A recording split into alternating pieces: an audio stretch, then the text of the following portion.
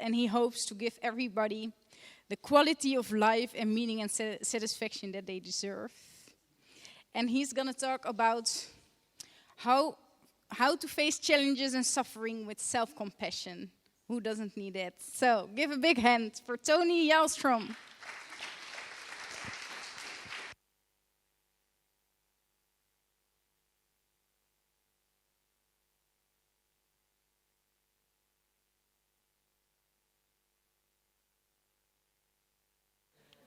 Can you hear me? Yes. I can even hear myself now. There we go. I hope you've all had a delightful lunch and that you're ready to embark on a journey into the heart of self-compassion with me. I'd like to begin by addressing why I think self-compassion is such an important topic and much needed in our times. Now, I'm sure you're all familiar with this ancient old saying that keep your feet on the ground and your head above the clouds in order to strike a balance between your ambitions on the one hand and the realities of life on the other. Now, when I think of positive psychology, it often conjures up this image in my mind of a young, very optimistic person, aiming very high, and his head is indeed high above the clouds. However, I don't always necessarily see his feet on the ground. Rather, I see them dangling sort of mid-air. Now, I'm talking about the field as such, of course. And you see, positive psychology aims very high, and rightly so, but it has this tendency to avoid these slower, much more difficult human experiences. Even though the second wave of positive psychology is now slowly starting to correct for this imbalance by talking more and more about the darker aspects of human life. Yet this imbalance lingers on in the field. On the whole, positive psychology is quite focused on making sure that we all sort of reach our highest highs, that we embody our flow, that we find our happiness, that we use our signature strengths, optimism, joy, and rightly so. These are amazing, fantastic state of minds, very much needed. Perhaps more than ever before. The dominant mantra in the field, in my estimate, is something along the lines of whatever is positive and pleasant, go for it, maximize it as much as you possibly can. The more of it, the merrier. But when it comes to what's considered negative and unpleasant, the story is different. Either it's very often ignored altogether, or if it's examined, it's sort of viewed with suspicion, perhaps something harmful that we should avoid or minimize at least. Now, my point here today is that as practitioners in the field, we need to recognize the whole human experience rather than merely the shiny half. We need the ability to access all kinds of different psychological states, the highs and the lows. So it's not so much about maximizing the highs and minimizing the lows. Rather, it's more about utilizing the best of both. Just like that beautiful poem by Rumi. This sort of emotional flexibility is absolutely crucial for us to be able to navigate through the ups and downs of life. Now, so we want our feet firmly on the ground. We want to be in touch with reality instead of denying or escaping or being obsessively focused on the positive to the exclusion of everything else that a rich life has to offer. how else are we ever going to learn how to handle difficult emotions like fear, sadness, shame, guilt? You see, suffering is an inescapable fact of human life. There's no way of getting around this. We'll have to face it in our different ways. And furthermore, suffering has purpose. It has value to it. There's positive in the negative, so to speak. Like Brother Salman was saying, anger can give us courage. Guilt reminds you to do the right thing, and sadness can pave way to deep insights and newly found appreciation. My point here is that every single human emotion on the entire spectrum has an evolutionary function to it. They're there for a reason, right?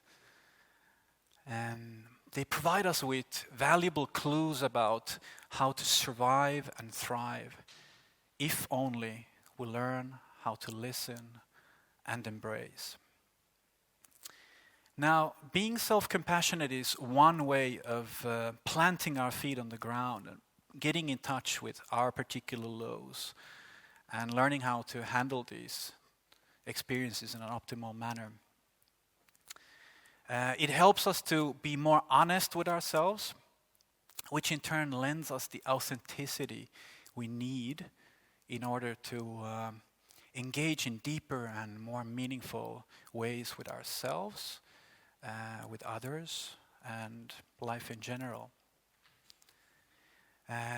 Self-compassion is a gentle yet empowering way of relating to ourselves. It enables us to face feelings of inadequacy, perfectionism, and self-judgment, among many other things. Furthermore, there's now more than 15 years of, I'd say, pretty solid research showing that self-compassionate people show less signs of depression, anxiety, worry, rumination, and stress. They have less cortisol in their bodies. And they also show higher levels of well-being, life satisfaction, motivation, optimism, and interestingly enough, performance as well. So I'd say that there are plenty of good scientific reasons to choose a self-compassionate lifestyle. Now, what exactly am I talking about? What is self-compassion? It consists of 3 elements, and I'll also mention their opposites. So you have mindfulness rather than over-identification, common humanity rather than isolation, and we have self-kindness rather than self-judgment. Let's walk through each one of them. Mindfulness. In order for us to show compassion for ourselves, let alone understand that we actually need it in a given moment, we need first and foremost the ability to recognize the fact that something's not feeling quite all right, that something's bothering us, or something's hurting in us. Now, this is not always an easy task, right? It's quite convenient to just ignore this feeling and just get on with the next thing on your social calendar, busy and stressed as we are these days. And maybe just playing it cool by saying, no big deal. Let's move on with this. Mindfulness is the ability to stop, to really stop for a moment or two, to tune inwardly and to pay attention to our inner landscape. And it's about allowing ourselves to be touched by life. And to acknowledge the inherent suffering that comes with having a body, inherent suffering in life.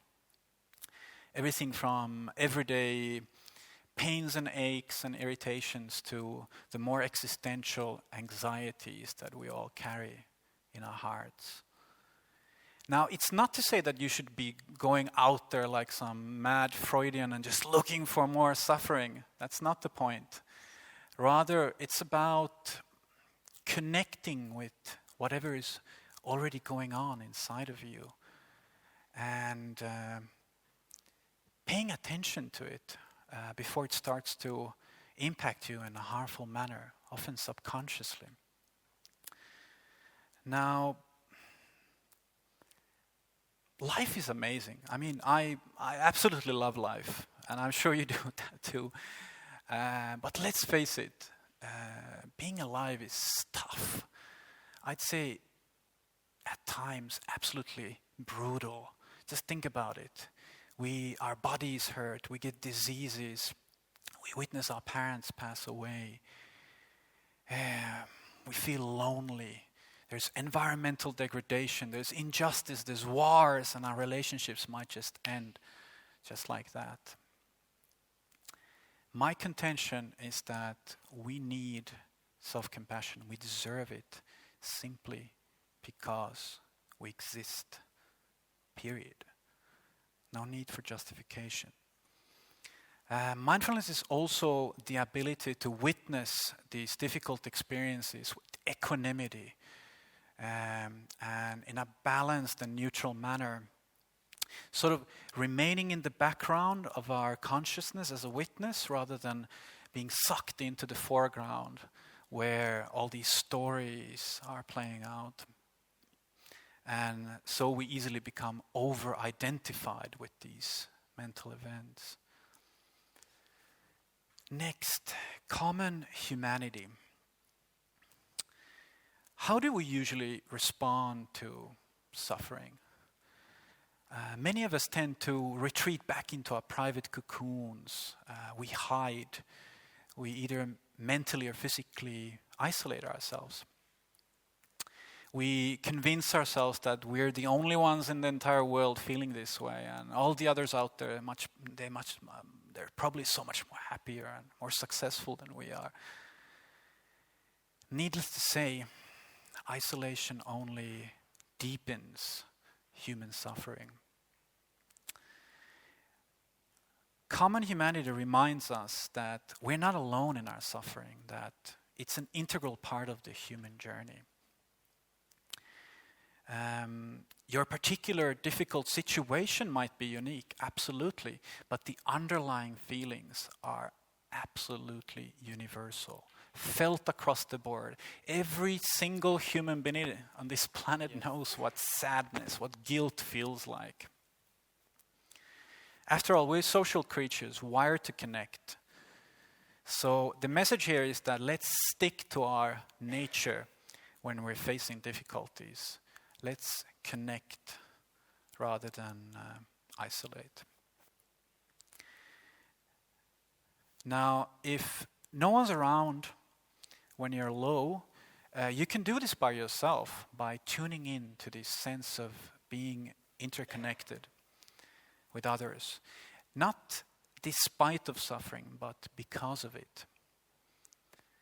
And you see, mindfulness alone by all means, it's a wonderful way of meditation.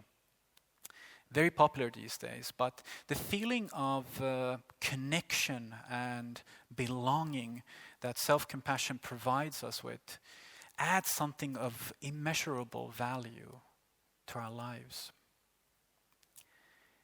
Self-kindness. Now, what's the inner dialogue when we're in low places? I'm assuming that you're like the rest of humanity, that you have this little but very powerful entity there somewhere in your heads. Now, I'm not talking about some weird parasitic alien life form from outer space. No need to worry. I'm only referring to your inner critic, your inner judge. And because of this, we tend to blame ourselves for all kinds of things. Oh boy, the things we say to ourselves. Idiot, get on with it, faster. You're pathetic, no one likes you. And it's always with this harsh stepmotherly tone as well, if you pay attention to this. Now, imagine if our brains were somehow plugged into this massive megaphone and it would just like publicly announce all our private thoughts. What a weird radio station that'd be, huh? Just think about it. Notice that self-judgment need not be this vocal. It can also be this deeply felt sense that you're insufficient, that you're unworthy, or that there's something wrong with you. Now, the effects of self-judgment are not only psychological in nature, they're also deeply physiological. You see, the brain cannot differentiate between imagined events and actual events. So it perceives self-judgment as a form of threat, just like a snake or a fast-approaching car.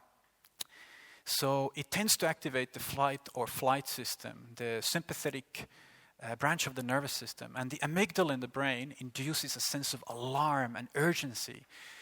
Cortisol and adrenaline is rushing through the body. Bodies become stiff. We end up in a tunnel vision and we've fallen into self-doubt and rumination. It's like a broken record. It just goes on and on and on. And we lose contact with our prefrontal cortex and therefore rational thinking. But there is a gentler, much more compassionate, caring way to relate to ourselves. After all, we know how to extend kindness and warmth to friends in need, so surely we should be able to do the same for ourselves. Self-kindness can be mental or sort of supportive phrases that we repeat to ourselves. Like, I am okay. It's okay to make mistakes. I'm still a lovable human being. And preferably with a kind and soft voice, because our nervous system is very sensitive to harsh tones indicating attacks and criticism. This is also a wonderful moment to ask yourself, what do I actually need right now? This is a very powerful question. I always pose this to my clients in coaching sessions because it immediately grounds you. It connects you with the present moment, connects you with your feelings, and connects you with your body. Notice that I'm not talking about like what you want. That's a different story. That's more intellectually based, future-oriented, but what you need. And then, of course, lovingly making sure that you meet those needs. Now, if this self-talk is too corny for you, perhaps it is, and there are other ways of doing this. You can also visualize. Touch is another powerful way of showing ourselves compassion because it releases oxytocin. Isn't it weird that we love being hugged by others, but we don't usually touch ourselves, do we? I mean, it's quite simple, you know? I mean, this feels good to me, just holding my hand here. All right, enough of theory. I'd like to invite you to partake in an exercise called the self-compassionate break. Are you guys up for it? Do I have your absolute consent? Okay, wonderful. Please be seated comfortably and close your eyes.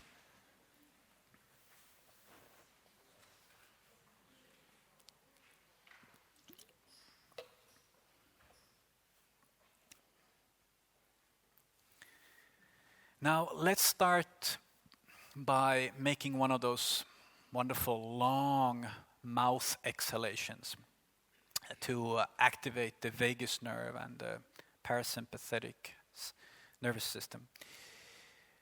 Now, please inhale through the nose on 4 seconds. 1, 2, 3, 4. And now exhale by really like yawning and making a sound for 8 seconds.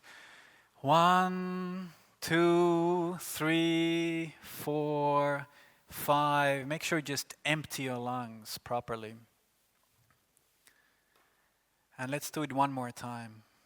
Inhale. 1, 2, 3, 4. And exhale. Please make a sound.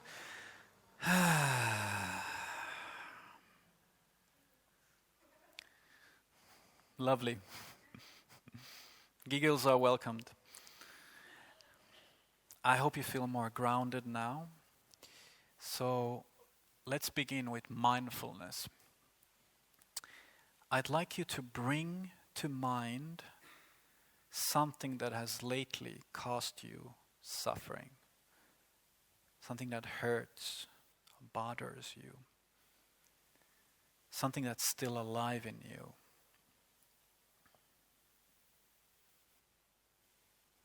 Perhaps it's connected to you as a person, your body, your relationships.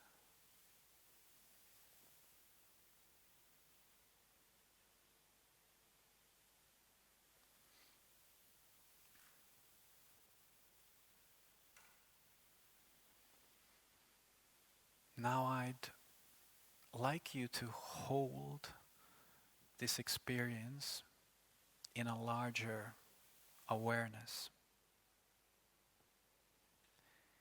Simply watch. Watch with curiosity and acceptance.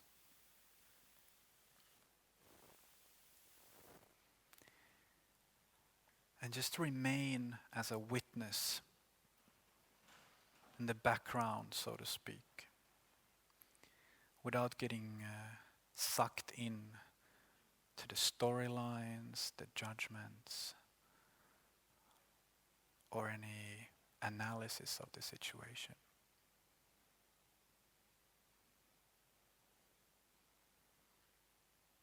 Just hold it in a loving embrace.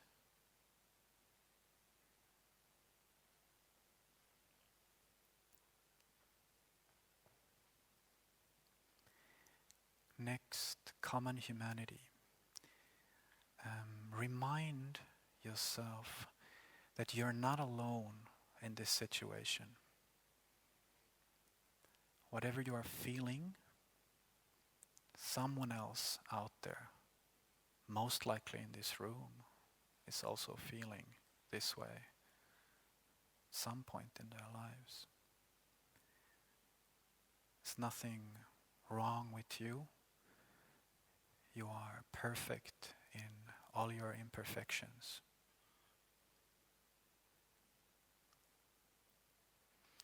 Now I'd like you to visualize that you're in the company of those who care for you.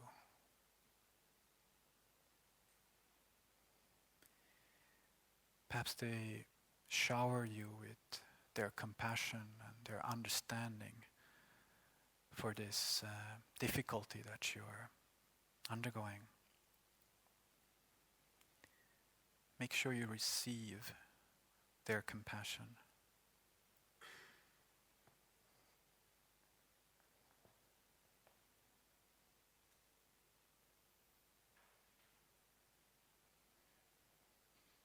You belong, just like everyone else. You can connect with others. Next, self-kindness. I'd like you to place one hand on your heart area and the other hand on your tummy, your belly, as a gesture of care and love towards yourself.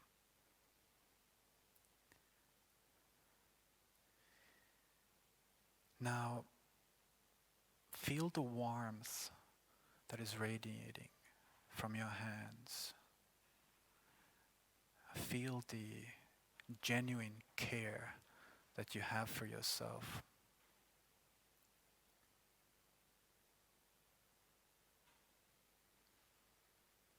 Now, say something kind and supportive to yourself, something that you genuinely mean. If you have a hard time coming up with examples, think of what would a good friend say to yourself as you're undergoing this difficult, challenging situation.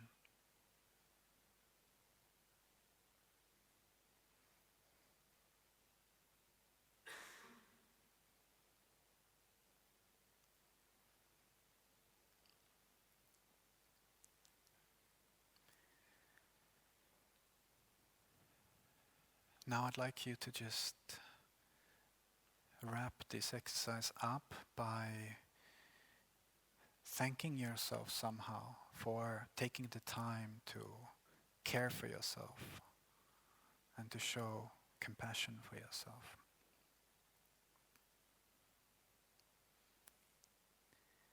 You may slowly open your eyes. Welcome back. I hope you felt something. I did. Something happened in this room, I think. Now, to wrap things up, self-compassion brings balance to our lives, and in my opinion, it brings balance to positive psychology as a field as well. Self-compassion is allowing the larger version of you to embrace the smaller version.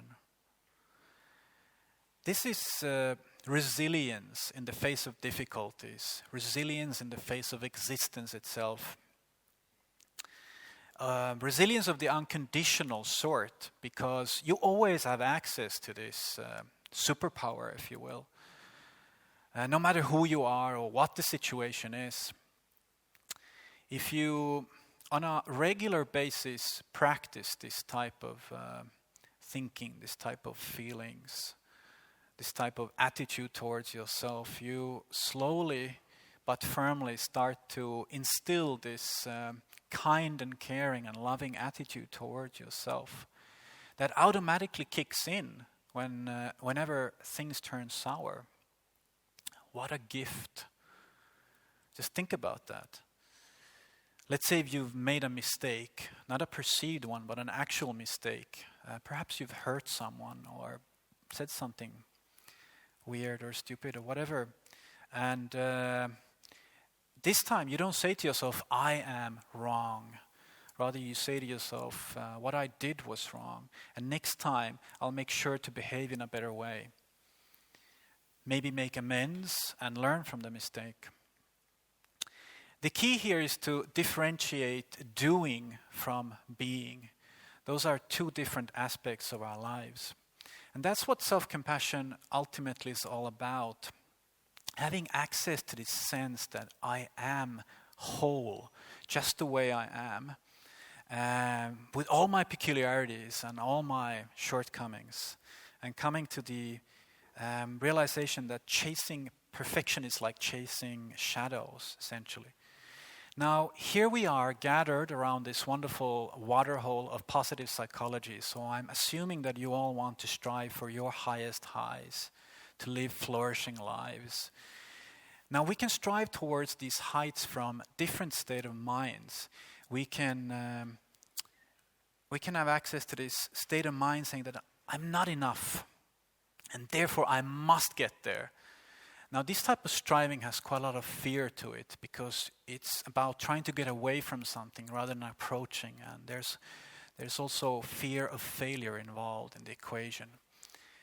And it's quite obsessively focused on what's lacking. But there is another state of mind where you're operating from this sense that I am already whole, and therefore I choose to get there. This type of striving is self-compassionate because you're focused on what's good and beneficial for yourself, simply because you value yourself. Now, I'll leave you with this question.